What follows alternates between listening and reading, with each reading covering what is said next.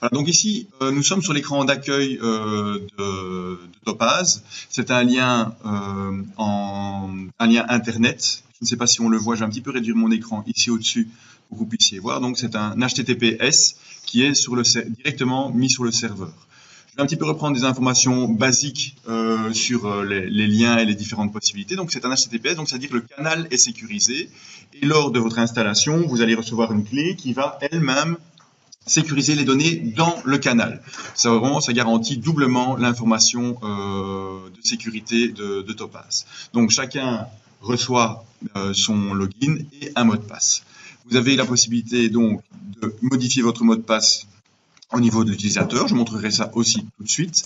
Et vous avez la possibilité de doubler la vérification de contrôle via une application externe de Google Authenticator que j'expliquerai aussi tout de suite. Voilà.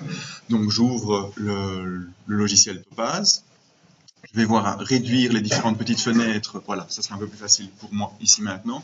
Et voilà, vous tombez sur le tableau de bord. De base, vous tombez sur le tableau de bord qui est modifiable. Ce sont différents widgets qui aujourd'hui présentent les patients récents qui se sont présentés dans votre maison médicale ou dans votre centre de santé, les rendez-vous de la journée, les différents résultats labo et planning. Ici, j'ai un statut utilisateur normal, donc non médecin. Donc, aucune des informations ici en dessous n'est reprise, mais nous avons différents types de modules qui pourraient vous aider dans votre quotidien, tels que les personnes présentes dans la salle d'attente, les différents documents qu'il faut encore classer, des choses comme ça. Ce sont des widgets qui seront disponibles lors de l'activation de votre compte. Alors, je vais faire ça en deux niveaux. D'abord, je vais un petit peu montrer comment fonctionne le programme dans les grandes lignes et ensuite, on va créer un patient pour pouvoir ensemble voir comment cela fonctionne. Pour rappel, nous avons une version online, donc via le web, qui ne permet pas encore aujourd'hui de lire les cartes d'identité, mais la version locale que vous allez pouvoir installer vous permettra de lire les cartes d'identité de vos patients lors de leurs inscriptions. Et aussi, pour reprendre quelques grands concepts de Topaz, le patient existe une seule fois. Donc, vous ne devez pas faire plusieurs encodages. Si vous recherchez des informations patients, c'est une fois que vous les encodez et elles seront modifiées à tous les niveaux du programme. Il ne faut pas les faire modifier à un endroit puis à un autre et puis vérifier à un autre part. Tout est centralisé à un seul endroit. Un patient inscrit dans une autre maison médicale qui utilise Topaz peut après revenir chez vous. S'il change de maison médicale, vous n'avez rien à réencoder. C'est toujours le même patient qui est utilisé et sur lequel vous pouvez faire à ce moment-là votre suivi à vous. Donc, ici, pour aller dans les différents écrans, donc je vais cliquer sur un des patients pour ouvrir son écran administratif. Pour avoir accès à son visuel administratif, je clique ici sur la petite icône de la personne. Et j'ai donc maintenant différents onglets. Administratif, personne de contact, équipe de soins et timeline. La fiche administrative comprend toutes les données administratives du patient qui sont, donc comme je l'ai dit tout de suite, centrales et qui sont gérées par Topaz. Nous vous demandons, pour votre facilité, d'encoder le plus possible d'informations, ce qui vous permettra de faire des tris, des recherches et de pouvoir aller facilement vers les différentes informations plus tard dans les différents modules. Au plus vous encodez d'informations, au plus le système va vous aider à trouver l'information que vous recherchez. On a mis quelques systèmes de contrôle sur les dates, sur les numéros nationaux, pour que vous ne puissiez pas encoder des dates fictives ou des informations erronées dans le futur, des choses comme ça, pour être sûr que l'information que vous encodiez soit la plus pertinente possible. Quand vous avez la carte d'identité, bien sûr, tout ce qui est sur la carte d'identité est repris automatiquement dans le logiciel. Lorsque vous faites un encodage manuel parce que vous êtes sur la version web, voilà, vous devez faire attention à ce que vous encodez dans les différents champs administratifs du patient. Alors, certains champs sont reliés à des listes, d'autres sont des champs libres. Donc, pour l'instant, les champs listes, on vous conseille de les utiliser pour être le plus pertinent possible. Lorsqu'il n'y a pas de liste derrière les écrans, donc il n'y a pas de flèche derrière les écrans, voilà, c'est un petit peu à vous à structurer l'information et d'avoir des conventions au sein de votre centre, de votre maison médicale, afin que tout le monde puisse retrouver facilement les différentes informations. C'est style, si je prenais l'information que j'ai ici devant moi, éducation, et que tout le monde, ici c'est une liste donc c'est plus facile, mais si tout le monde écrit de manière différente l'information dans le champ, ben après ça, pour faire une recherche, pour faire des tris, il sera plus difficile de devoir les utiliser. Par rapport aux langues, ce sont aussi des listes, et chaque fois que la langue se présente ici en dessous, vous faites Enter sur le champ. Une deuxième fois Enter pour sortir du champ, et vous pouvez, alors, à ce moment-là, proposer. Voilà. Et puis une deuxième fois. Voilà. Chaque fois qu'une liste est proposée, c'est Enter pour faire la sélection de la valeur que vous désirez, et une deuxième fois Enter pour sortir du champ. Nationalité, petite flèche, donc, c'est aussi une liste. Voilà. Aussi ici le statut, une flèche, on va regarder, voilà, célibataire, marié, divorcé. Dans le logiciel, nous avons énormément de petits plus. Le petit plus, c'est pour aller plus loin, pour avoir plus d'informations, pour rajouter de l'information. Donc ici, plus au niveau des assurances. Je clique sur plus et voilà, le module assurance s'ouvre. Le module assurance, en fait, le module assurance, c'est le lien avec la mutualité. Si votre maison médicale a un certificat IELTS maison médicale ou un certificat IELTS médecin dédié, cette information va être encodée automatiquement par le système avec une vérification via MyCareNet. Vous pouvez l'encoder manuellement, mais toutes les mises à jour qui vont être faites, et là je fais déjà un petit pan vers le côté financier, toute mise à jour qui est faite du côté des mutuelles pour votre patient va être transférée automatiquement de la mutuelle vers MyCareNet et de MyCareNet vers Topaz, puisque nous allons demander de manière récurrente l'information de mise à jour de vos différents patients. Donc dès que vous rentrez dans le patient, ou une fois par semaine ou toutes les 2 semaines, le délai n'est pas encore convenu entre nous, nous allons vérifier l'ensemble des patients pour voir y a-t-il une mise à jour à faire dans le patient d'un point de vue administratif des mutualités. Et si c'est le cas, en fait, l'information qui a été encodée dans la partie assurance qu'on a ici devant nous va se mettre à jour. On va garder l'information historique dans le logiciel pour pouvoir faire des étapes financières de liaison avec les mutualités dans le logiciel. Et s'il y a des modifications, elles sont mises dans le logiciel et le logiciel les retient. Donc ici, nous avons la possibilité d'encoder les différentes mutualités. Donc je choisis une ici au hasard. Et étant donné que l'information des numéros d'affiliation est connue par MyCareNet et par les mutualités, ce sont aussi des choses qui vont arriver automatiquement lorsque on fera les mises à jour des informations MyCareNet mutualité dans le logiciel. L'information ici aussi, date de début, date de fin, le type de convention, tout ça, vous pouvez l'indiquer vous-même, mais lorsqu'il y a une mise à jour qui est faite par le système, cette information va être mise en attente d'utilisation pour plus tard et on gardera la nouvelle information nouvellement encodée. Le petit plus suivant, adresse. Voilà, donc vous avez la possibilité d'encoder plusieurs types d'adresses dans votre patient. C'est vous qui décidez, voilà, de mettre l'ordre, c'est vous qui le décidez. Voilà, si vous voulez commencer par la maison, le travail, les vacances, l'hôpital, la clinique et autres, le home, c'est vous qui décidez de quelle adresse vous encodez en premier. Et si vous désirez encoder une deuxième adresse, voilà, on va commencer par celle de maison. Je vais faire maintenant une deuxième, celle de clinique. Voilà, je ferai un deuxième petit plus pour encoder cette deuxième adresse dans le logiciel. Voilà, c'est très simplement, vous cliquez sur la petite flèche, ensuite sur le type d'adresse que vous désirez encoder et vous faites l'encodage de l'adresse que vous désirez. Vous allez voir assez fréquemment, on l'a vu ici déjà une ou deux fois, dans la partie médiane, voilà, on l'a ici juste à l'instant, le petit sauver. Le logiciel sauve automatiquement pour vous toute l'information qui est encodée. Il n'y a pas de bouton sauver, il n'y a pas de bouton enregistrer, tout est fait automatiquement. Il y a juste sur certains écrans parfois une petite croix où indiquer qu'on a fini l'action complètement, mais pour dire voilà, j'ai terminé, mais là c'est plus pour le côté médecin, j'ai terminé ma consultation, je clique sur la croix pour dire j'ai fini. Mais sinon le logiciel sauve en permanence ce que vous avez encodé. Si vous êtes dans la version online, donc on a vu, ça apparaît assez fréquemment. Dans la version Electron, le timing reste le même ou est même peut-être plus fréquent parce que tout est sur votre ordinateur et dès que vous êtes de nouveau en connexion avec Internet, tout est relancé vers le serveur cloud de Topaz. Voilà, vous avez chaque fois des listes et vous pouvez vraiment indiquer des types d'adresses supplémentaires. Je vais maintenant sur Télécom, c'est le même concept. Alors, ici, j'ai donc voilà, le même concept que pour les adresses. C'est voilà, j'ai une liste de types de contacts. On a appelé Télécom, mais finalement, c'est types de contacts différents, avec, comme vous pouvez le voir, le portable, le téléphone, l'email, le Skype, l'IELTS et Internet. Voilà. On a tous les types de contacts qu'on pourrait prendre avec le patient, et vous avez ici donc la possibilité d'encoder le numéro de téléphone, l'adresse mail ou l'adresse Skype de la personne pour pouvoir rentrer en contact avec elle. Le dernier point par rapport à l'écran du premier onglet fiche administrative est la maison médicale. Donc, si la personne vient de votre maison médicale, ben, ça va vous indiquer votre maison médicale. Vous aurez la liste de l'ensemble des maisons médicales et centres de santé qui sont accessibles dans Topaz. Et dès qu'il y a des changements aussi, vous allez voir l'historique des différents passages. La personne est passée du centre médical A vers le B à telle date.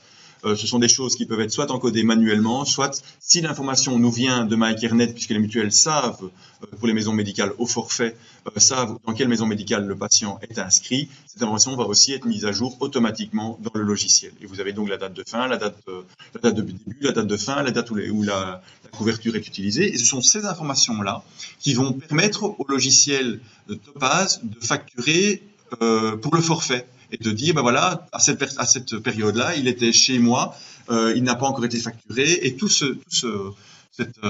cette gestion informatique du forfait est gérée par Topaz grâce aux informations qui sont ici dans le logiciel.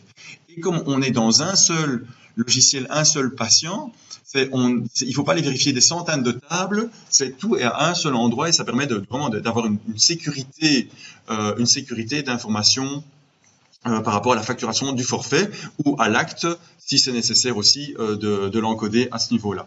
Ici, je parle des maisons médicales, mais pour les centres de santé, s'il y a d'autres types de contrats qui sont aussi faits ou à faire avec les différentes mutuelles, c'est aussi ici qu'ils peuvent être indiqués. La partie ici par rapport à souscription, avez-vous une souscription au médecin, souscription à un physiothérapeute ou une souscription chez un infirmier?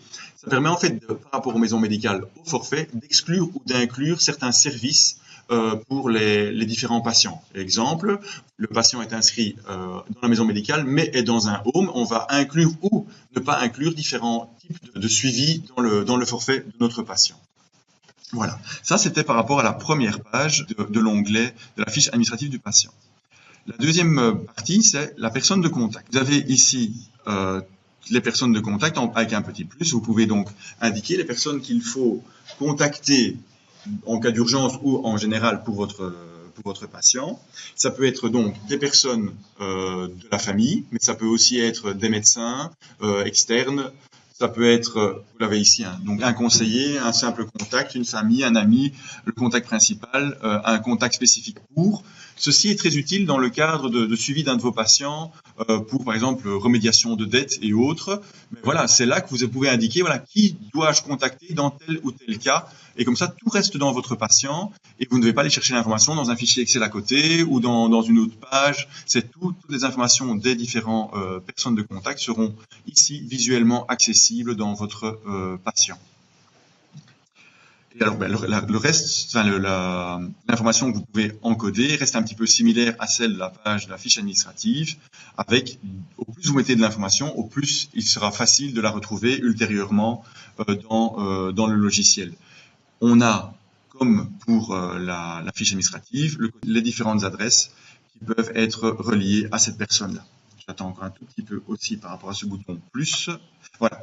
Et donc, ici aussi, nous pouvons dire que l'adresse de la personne encodée juste au-dessus, ben voilà, c'est son adresse de travail. Il y a aussi possibilité d'encoder les différents types de contacts, type téléphone, fax, mail et tout ça, Skype, pour la personne de contact que vous avez encodé juste au-dessus dans le logiciel.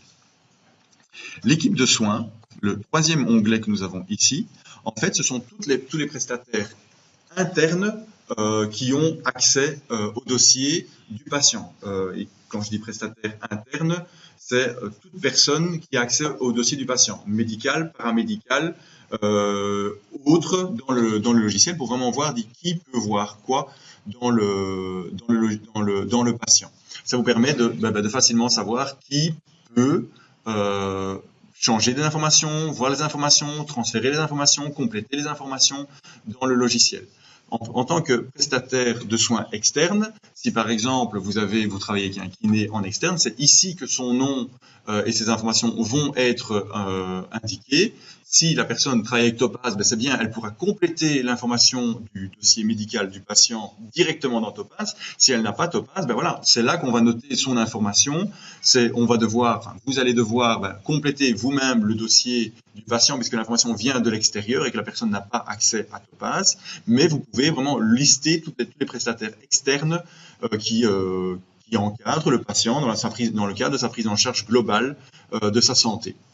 Je continue sur la timeline. Étant donné que je ne suis pas sur le logiciel réellement de facturation du forfait, mais c'est l'onglet Timeline qui va vous informer de où on en est avec la facturation du patient. On est plus sur de la facturation au forfait ici que par rapport à la facturation à l'acte. Alors, donc là maintenant, je rentre dans une consultation. Enfin, voilà, je ne vais pas créer toute la consultation, c'est pas l'objectif de la formation ici. Alors, pour les personnes qui gèrent les consultations, indépendamment de leur profil médical ou paramédical, vous avez toujours accès au bouton facturation ici en bas. En fonction du statut du patient au niveau de MyCareNet, et là je reviens sur la question qui était posée tout de suite, comment est-ce qu'on a accès à MyCareNet? C'est j'ai ouvert l'écran facturation, le logiciel sait quel type de facturation et de type d'envoi doivent être proposés à l'ouverture de l'écran. Donc ici, le type d'envoi proposé, c'est IATest. Nous avons d'autres types qui sont proposés, donc IFAC, IATest, Mediprima et papier. Donc en fonction de ce qui est proposé, de la possibilité du patient de payer ou non complètement la consultation, vous pouvez changer le type d'envoi, mais si vous suivez ce que vous propose MyCareNet pour votre patient, on vous proposera toujours le choix le plus judicieux, mais vous pouvez le modifier. Si vous le modifiez, si vous ne modifiez pas, certaines options ne sont pas disponibles. Par contre, si vous modifiez le type d'envoi, là, vous avez d'autres types d'envois qui sont possibles. Vers la mutuelle, vers le patient ou autre organisme.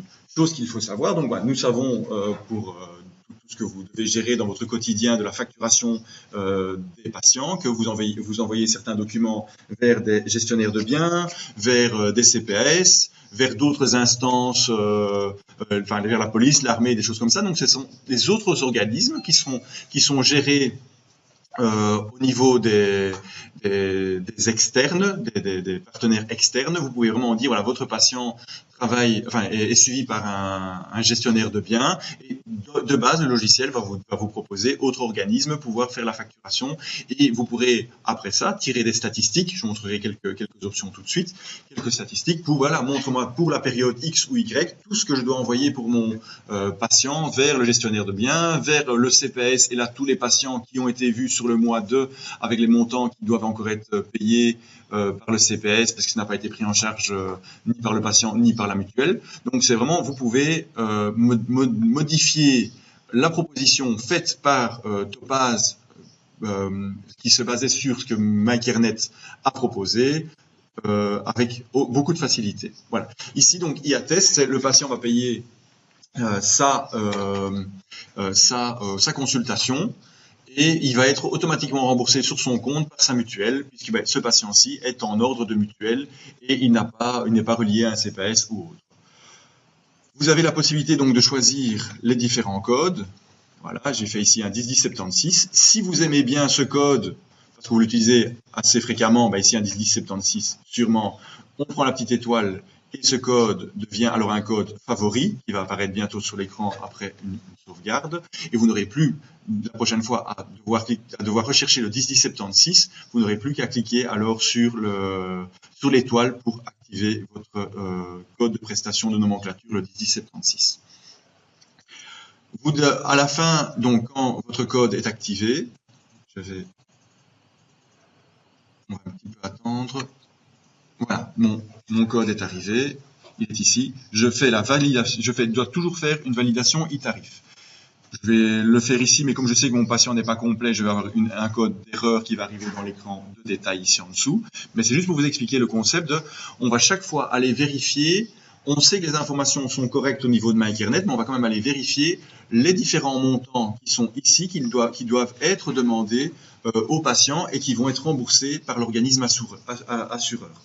Ce qu'il faut savoir, c'est que si vous êtes hors connexion Internet, vous aurez de toute façon accès à ce bouton, mais c'est un tarif qui va vous être proposé. Vous pourrez imprimer ensuite le justificatif, mais il faudra quand même, avant la facturation, qui va être faite plus tard, vraiment quand vous prendrez le temps de faire la facturation, donc maximum une fois par jour, votre facturation, ou pour les forfaits aux dates prévues par rapport à la facturation du jour de facturation aux alentours du 25.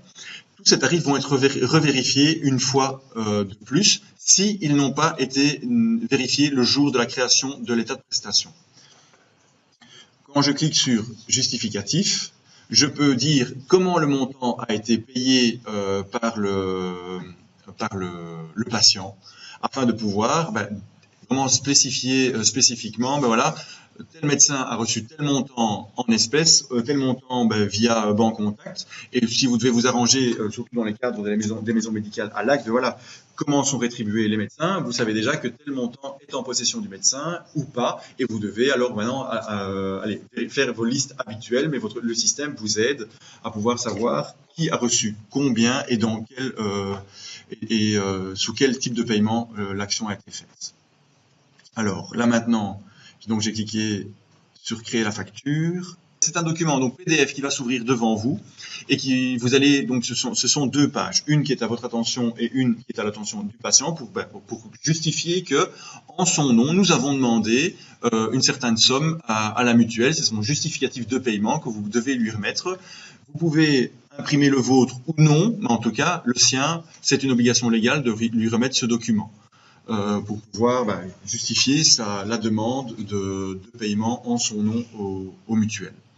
Voilà, donc là maintenant je viens de créer une prestation, je vais sortir de l'écran. Donc comme je disais tout de suite, étant donné que je ne sais pas si j'ai un médecin ou non, voilà, ça c'est pour créer une prestation.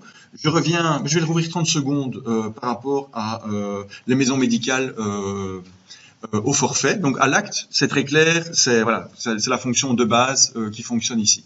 Si le patient est dans une maison médicale au forfait, en fait, ce bouton n'est à utiliser que lorsque vous avez un acte hors forfait. Aujourd'hui, il faut un petit peu connaître ces actes par cœur, parce que on n'a pas encore fait de liste externe qui permet de savoir quelle procédure, quelle tâche, si je parle en terminologie piqûre, quels sont les actes techniques qui sont hors du forfait, mais plus tard, elles seront reliées aux procédures, aux tâches, qui nous permettront de vous indiquer, attention, ici, vous faites une tâche, une procédure hors forfait, vous avez la possibilité de la facturer directement à la mutualité. Mais c'est quelque chose qui va arriver plus tard dans les développements. Ça, c'était par rapport à la facturation spécifique des actes. Maintenant, je vais en fait passer sur la partie facturation globale. Vous avez donc ici, dans Messages, l'onglet Facturation. Quand je clique sur la petite flèche ici, je vois les différentes items de à corriger, à envoyer, en cours, rejeter, accepter et archiver. Je vais les expliquer un par un. En fait, lorsque vous avez des prestations en attente à envoyer, donc en fait, le médecin a créé son 10-10-76. Il n'est pas encore facturé. Le justificatif est imprimé, mais il n'est pas encore facturé. Il faut, une fois maximum une fois par jour, envoyer ces éléments à envoyer. Et donc, en fait, ici, si mon statut me l'avait permis, j'aurais eu les états de prestation des médecins à envoyer, le bouton envoyer ici en bas. Et donc, maximum une fois par jour, vous cliquez sur le bouton. Vous pouvez changer la période en décidant de le faire une fois par semaine. Ça, c'est votre décision. Mais du côté MyCareNet, qui reçoit ces états de prestation, on nous a clairement demandé de ne pas faire plus d'un envoi par jour par médecin. Donc, après avoir cliqué sur envoyer, les différentes lignes qui seraient ici disponibles sur l'écran passent dans le format en cours.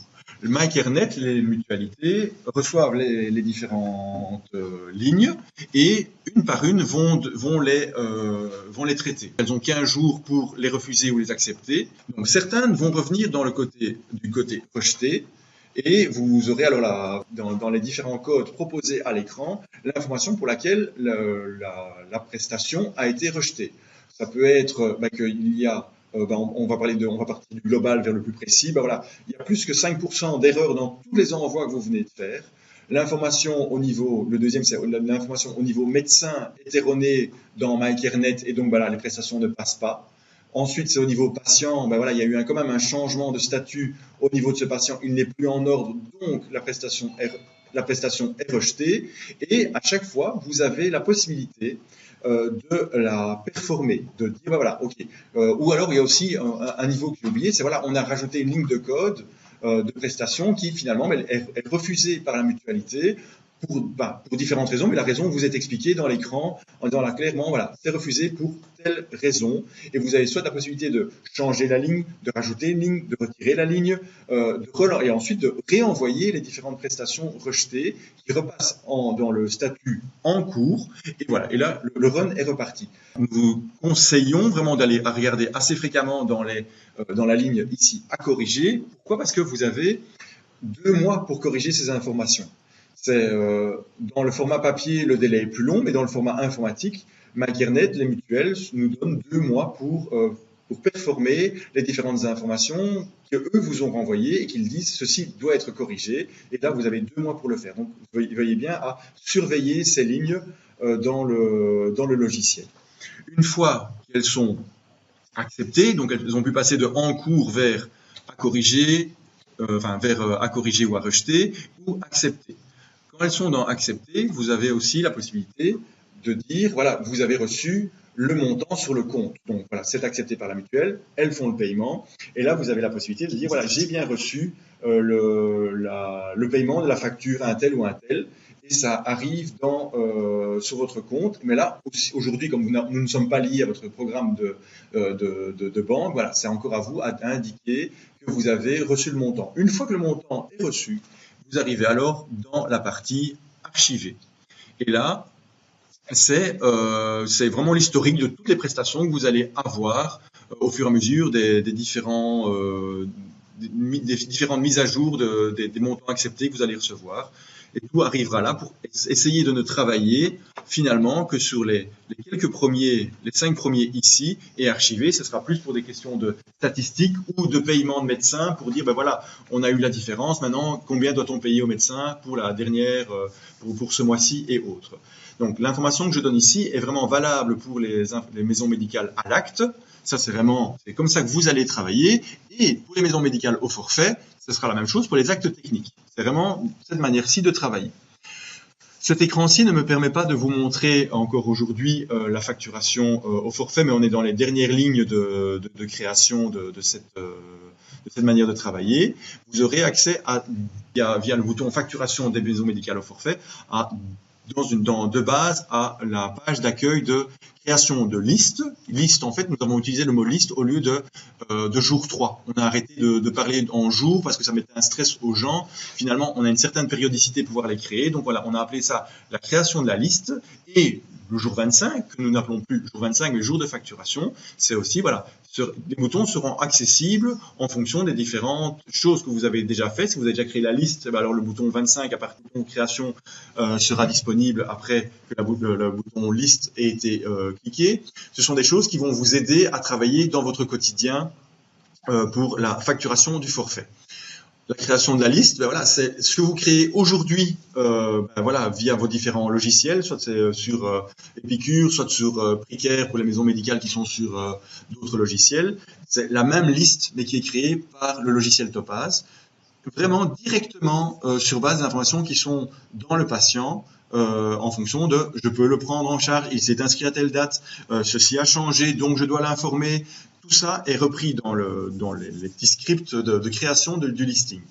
Et en jour 25, c'est la même chose. Le logiciel a fait toutes les mises à jour MyCareNet de tous vos patients pour la facturation du forfait.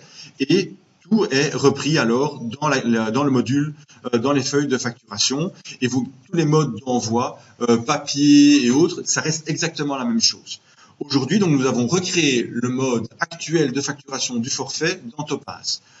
Plus tard, lorsque les conditions seront connues, le cahier de charge sera connu de la création des e-forfaits, nous créerons le e-forfait dans Topaz. Mais donc aujourd'hui, comme ils ne sont pas encore connus au niveau de MyGuernet et de l'INAMI, nous vous proposons donc de facturer directement le forfait depuis Topaz. Ça, c'était par rapport à la facturation, donc depuis le côté de la facture même, de l'état de prestation, jusqu'à la facturation type acte ou acte technique pour les maisons médicales au forfait et la facturation du forfait. Je vais alors maintenant passer pour le côté utilisateur. Alors, vous avez dans les 3 boutons qui sont ici derrière, transférer les clés et connecter une tablette. Donc, vous avez à la création de votre compte, vous allez recevoir donc votre login, votre mot de passe et une clé qui est spécifiquement faite pour vous. Mais pour pouvoir passer vers votre tablette ou vers un autre ordinateur que vous allez utiliser, vous allez devoir transférer cette clé sur le poste suivant. Et c'est grâce à cette ligne-ci que vous allez pouvoir exporter votre clé et la mettre sur un autre support. Importer mon trousseau IELTS, ici aussi spécifiquement pour les médecins, mais comme je sais que j'en ai et que la formation est mise sur YouTube, je vais l'expliquer temporairement. Voilà, vous avez donc via les 3 petits boutons et trousseau IELTS que vous allez pouvoir sélectionner votre clé et mettre votre mot de passe dans Topaz, ce qui vous permettra de ne pas devoir toutes les 30 secondes le réindiquer dans le logiciel. Mais ce n'est pas une obligation. Vous pourrez aussi, dans l'écran d'accueil de Topaz, mettre votre mot de passe de IELTS pour activer la connexion IELTS pour la session que vous allez ouvrir pour la journée ou pour la période pour laquelle vous allez travailler sur le logiciel Topaz. Donc ça, c'est avec les 3 différents boutons. On continue. Inviter un collègue. C'est le patient a été vu par vous et vous voulez transférer le dossier du patient vers un autre collègue, lui donner les accès. C'est via inviter un collègue que vous aurez l'opportunité de le faire et vous avez en fait le choix des différents modules d'envoi pour lui envoyer et cliquer sur inviter. Dans mon profil utilisateur, ce sont vos données à vous, aussi séparées en différents onglets et vous avez ici le QR code qui va vous permettre d'ouvrir et de vous loguer sur l'application Google Authentificator. Ici, par rapport au hub préféré, étant donné que vous êtes sur plusieurs régions, vous avez soit accès au RSW, RSB ou Vitalink. Ce sont donc, pour un petit peu expliquer les noms médecins, c'est là-dessus que se trouvent les différents documents qui sont produits par les hôpitaux et les labos et qui sont disponibles en permanence pour les fonctions médicales. Mais il faut le choisir. Pourquoi? Parce que les médecins peuvent aussi créer ce qu'on appelle des sommaires. Ce sont des images, des photos à un instant T du profil santé du patient. Et voilà, ils sont produits sur le hub qui est sélectionné ici. Et choisissez toujours votre hub préférentiel et correctement, parce que certaines primes sont reliées sur lequel hub vous avez produit. Et ils ne sont pas les mêmes en fonction des régions. Donc, choisissez bien le hub que vous désirez en priorité en fonction de votre région. Acceptant ces productions, c'est quelque chose qui est plus pour le côté informatique, pour produire et voir les différents documents, mais donc vous serez toujours en production. La langue du logiciel, donc comme prévu, le logiciel est et sera spécifiquement fait dans les 3 langues, anglais, français et néerlandais, mais vous pouvez changer ici votre langue d'utilisation du logiciel. La maison médicale pour laquelle vous travaillez sont des choses qui, à la création de votre profil utilisateur, seront faits pour vous ou à faire directement après la création de votre profil. Mes coordonnées, voilà, ici nous sommes plus sur les informations qui vont être imprimées sur les attestations et autres, donc l'adresse pour les prescriptions et des choses comme ça, ce sont dans mes coordonnées que vous devrez les indiquer. Pour les IDMG, ce sera aussi ici qu'il faudra indiquer pour les différents organismes assureurs sur quel compte doivent être payés les retours de IDMG. Je regarde encore une fois derrière là, les trois petits boutons, déconnexion. Alors, de base, la connexion reste ouverte 59 minutes. Donc, pendant 59 minutes d'inactivité, la session va se clôturer automatiquement. Vous ne pourrez plus faire quelque chose dans le logiciel. Mais nous vous conseillons, mais plus d'un point de vue sécurité et aussi GDPR, RGPD, si vous quittez votre bureau et que vous savez que votre bureau est un endroit accessible à d'autres personnes, à des patients, à d'autres prestataires qui viennent parfois dans votre local, cliquez juste sur les trois petits boutons et vous cliquez sur déconnexion pour pouvoir laisser votre logiciel exempt de problèmes de prise en charge par une autre personne dans des moments où vous n'êtes pas devant votre logiciel Topaz. Voilà, ceci était l'avant-dernière partie que je voulais expliquer. Voilà, dans le menu patient. Voilà, donc en notant, je pense, 3 caractères minimum au niveau deux caractères minimum au niveau de l'écran de recherche, vous avez le logiciel cherche sur toutes les informations qui sont présentes ici sur l'écran. Donc sur le nom qui comprend ou le prénom qui comprend ce que vous avez filtré. Voilà.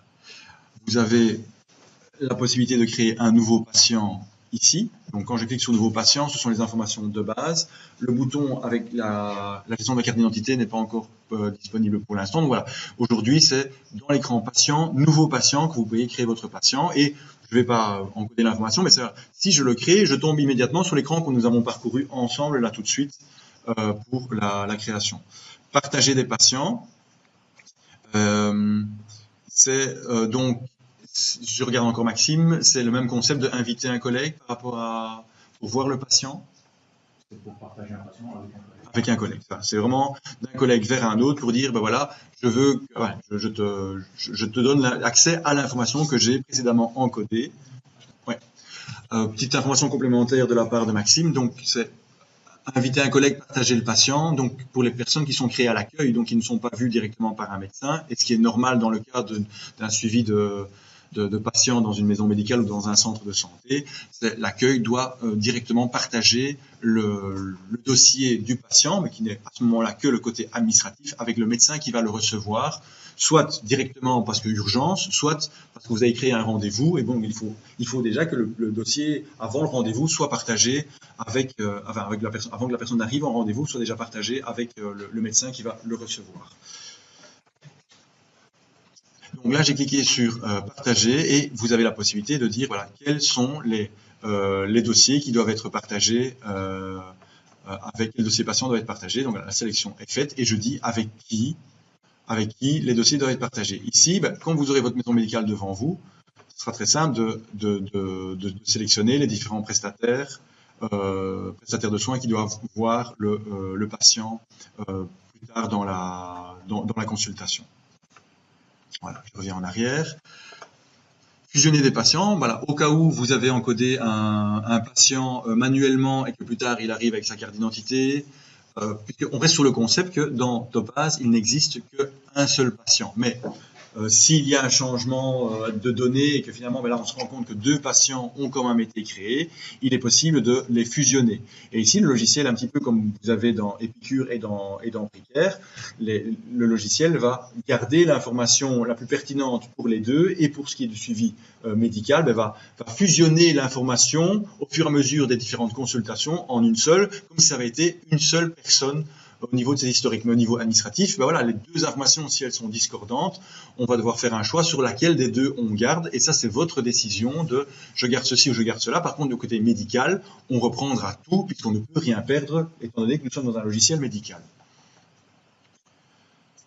Exporter vers Excel afin de pouvoir créer des listes et import PMF SMF, ça c'est plus du côté médecin. Lorsque vous avez un patient qui vient d'un autre logiciel que Topaz, et en fait, vous pouvez demander au médecin de l'autre côté de vous envoyer un PMF, ce qu'on appelle un Patient Migration Format, et il inclut toutes les informations de votre patient au niveau médical et quelques informations administratives. Le Software Migration Format, le SMF, en fait, est plus global, avec beaucoup plus d'informations du patient et surtout administratives, puisque le côté médical sera toujours à 100% complet. Je rappelle que, au point de vue de la sécurité, ce sont surtout des fichiers qui doivent être envoyés via la Yellsbox.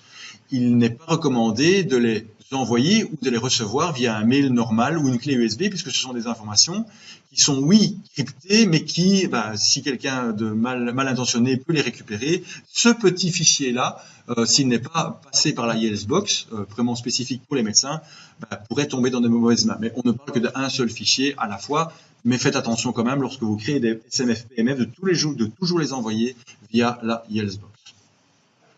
Voilà. Et donc, après avoir sélectionné votre patient, puisqu'on a regardé maintenant tous les petits onglets ici en dessous, vous n'avez qu'à cliquer dessus et ça ouvre directement le patient.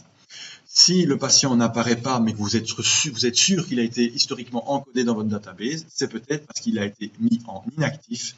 Et donc, en cliquant sur « Afficher aussi les patients inactifs », vous aurez un autre résultat avec des patients qui ont été mis en inactif dans la database.